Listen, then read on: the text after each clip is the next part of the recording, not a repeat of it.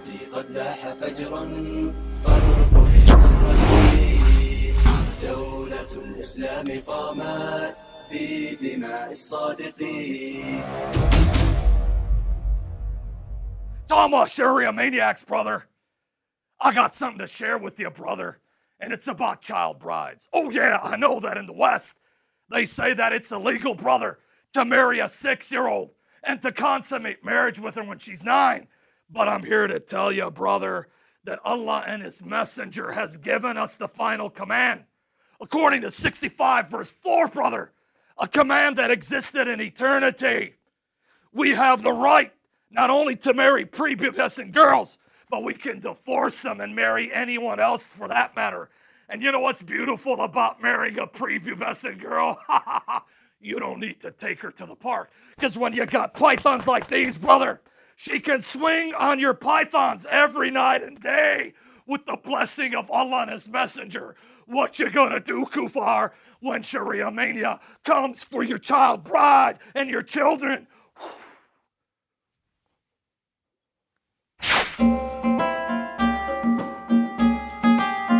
So you see the wisdom and the beauty in Allah prescribing Salah. Because according to the hadith of our beloved Nabi Kareem, sallallahu alayhi wasallam, he says that when shaitan hears the adhan, he farts. Yes, my brothers, he farts.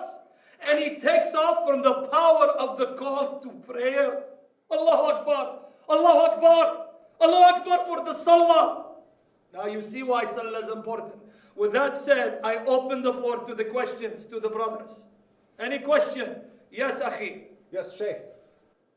We've read the Quran and we see some peaceful verses and some violent verses that are for war. Is this a contradiction in the Quran or can this be reconciled? Allahu Akbar for this question, Ya Akhi.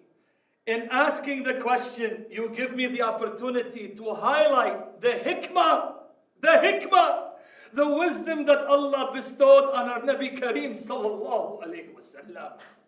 The reason why you find peaceful verses and verses calling to jihad fi sabilillah is not because there's a contradiction. Astaghfirullah, to even think that the glorious Quran al-Kareem would have one contradiction. A'udhu billah min shaitan rajim. What you find is the wisdom of our Nabi Kareem, that when he was outnumbered by the kuffar, he preached peaceful tolerance because he knew in that situation, the kuffar, they were too numerous, they would squash him like a grape. But Allah, because He is mighty and majestic and because He loves His beloved Nabi Kareem, told him, no, not now, Prophet. Preach peaceful tolerance. For example, we have in Surah Al-109, there our Prophet says in the most eloquent words spoken not just in Arabic, but in English. Yes, even in English, my brothers. Listen to the hikmah. Listen to the beauty. Allahu Akbar. Say, O disbelievers, I worship not what you worship, nor are you worshippers of what I worship, nor am I a worshipper of what you worship, nor are you worshippers of what I worship. Unto you your religion, and unto me my religion. Brothers, these words are so powerful. There is no man or jinn who can say this 5 times fast without making mistake. It's too powerful, it's too eloquent, it's too majestic for the human speech. Allahu Akbar, Allahu Akbar, Allahu Akbar. Now we see the wisdom that when our Prophet, he migrate to Medina, he become head of state.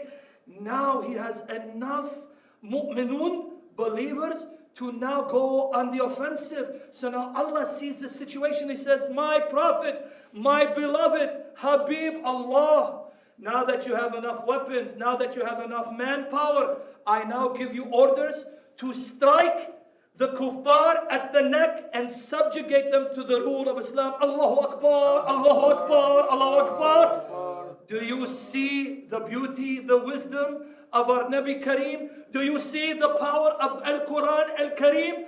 This is a sign that this book cannot be produced by men or genies.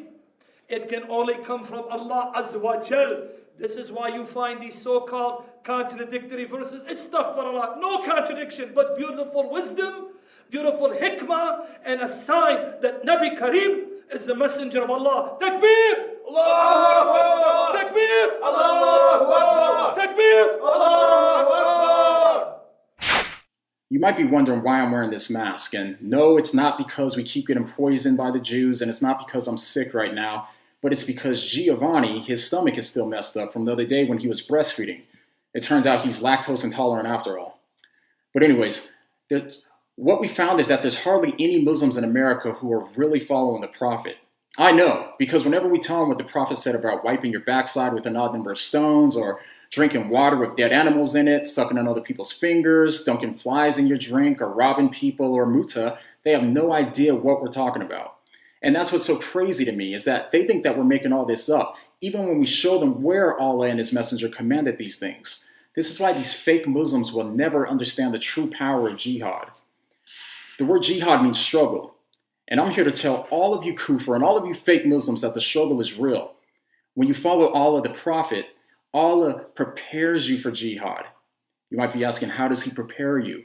Well, it's through the struggle.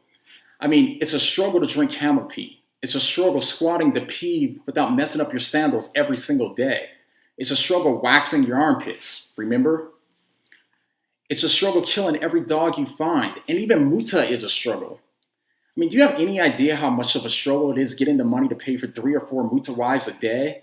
And then think about all the doctor visits afterwards because Allah told us not to wear latex kufis. But when you struggle to obey Allah every single day, He uses this to prepare you for total mindless obedience. If you've obeyed Allah and His Messenger day after day with how you go to the bathroom, how you eat, how you sleep, how you dress, how you walk, how you talk, you eventually reach a state where you'll do absolutely anything that Allah and His Messenger command you to do. You reach a state of total submission. Tomorrow we're going to go find the Jews that's been poisoning us just for being Muslims. And we're going to show them the truth about the Prophet that they reject. To see her and she told me